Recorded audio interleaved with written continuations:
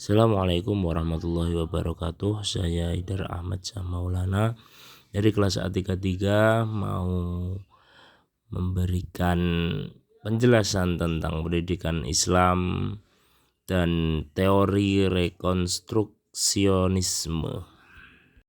Sebelum masuk ke pembahasan tentang pendidikan Islam dan teori rekonstruksionisme, kita perlu membahas apa itu teori rekonstruksionisme dan seberapa pengaruhnya ini di dalam pendidikan Islam. Dalam pendidikan Islam merupakan langkah penting untuk transformasi. Pendekatan ini menekankan pada pembaruan dan perubahan yang terus-menerus dalam kurikulum dan metode pengajaran. Tadi sudah mengenal apa itu teori rekonstruksionisme, dan sekarang kita memahami apa itu pendidikan Islam dengan teori ini, ya. Pendidikan Islam melalui pendekatan teori rekonstruksionisme menekankan pada pemahaman yang mendalam terhadap ajaran agama Islam itu sendiri, serta keterampilan kritis dan analitis. Hal ini memungkinkan siswa untuk mengembangkan pemikiran kritis dan kreatif. Jadi di dalam pendidikan Islam itu perlunya teori ini dalam mewujudkan pendidikan Islam yang baik. Selanjutnya, kurikulum berbasis rekonstruksionisme. Apa itu? Pengembangan kurikulum berbasis rekonstruksionisme memungkinkan integrasi atau kolaborasi antara ilmu pengetahuan dan ajaran agama.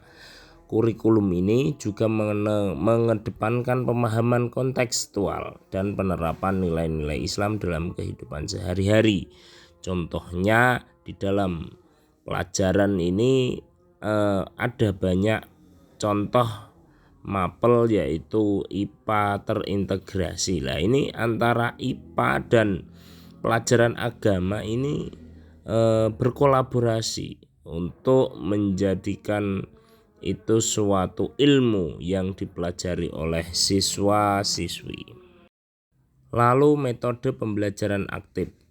Pendekatan rekonstruksionisme mendorong penggunaan metode pembelajaran aktif yang melibatkan siswa secara langsung. Jadi pembelajaran ini tidak bisa jika siswa tidak terlibat langsung. Hal ini menciptakan lingkungan belajar yang aktif, interaktif, dan kolaboratif, memungkinkan siswa untuk mengembangkan keterampilan berpikir kritis dan kreatif. Nah, ini menjadi sangat bermanfaat tentunya bagi siswa-siswi di era sekarang yang notabene anak itu suka dengan pembelajaran yang aktif, tidak metode seperti yang dulu hanya masuk terus membaca terus mengerjakan PR. Itu metode-metode lama.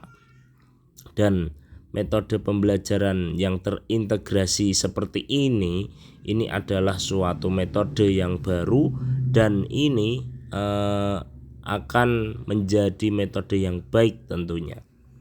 Selanjutnya, jika tadi sudah proses pembelajarannya aktif, interaktif, dan kreatif, ini perlu adanya evaluasi proses pembelajaran.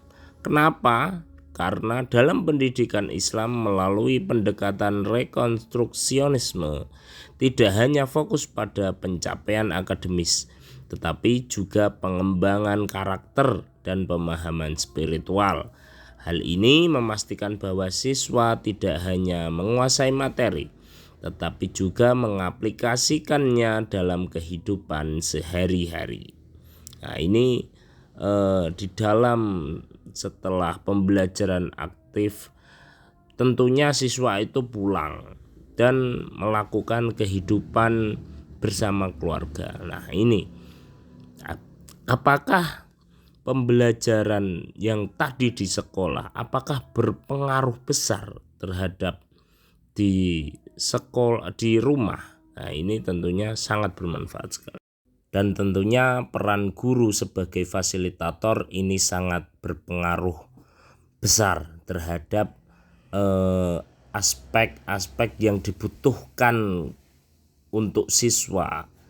Dalam pendekatan rekonstruksionisme, guru berperan sebagai fasilitator atau yang memfasilitasi, yang tujuannya siswa untuk bertanya, mencari informasi dan berpikir kritis. Nah, ini tentunya harus seorang guru yang bisa memberikan, yang bertatapan langsung, yang berinteraksi langsung kepada siswa itu. Guru juga memiliki peran penting dalam mengarahkan diskusi dan keterampilan analisis siswa. Dan tentunya ada tantangan dan peluang. Transformasi pendidikan Islam melalui pendekatan ini dihadapkan dengan berbagai tantangan seperti resistensi terhadap perubahan ini yang semakin tahun ini semakin zamannya berubah, dan keterbatasan sumber daya. Ini pasti menjadi tantangan penuh untuk guru-guru di masa depan untuk mencapai belajar yang lebih berkualitas dan relevan dengan zamannya. Yang intinya yaitu melalui pendekatan ini, transformasi pendidikan Islam dapat menciptakan lingkungan belajar yang berkualitas, berorientasi pada nilai-nilai Islam, dan mendorong perkembangan keterampilan kritis dan kreatif. Hal ini merupakan langkah penting dalam mempersiapkan generasi Islam yang berdaya saing dan berkontribusi positif. Terima kasih. Wallahul muwaffiq ila aqwamit thoriq. Wassalamualaikum warahmatullahi wabarakatuh.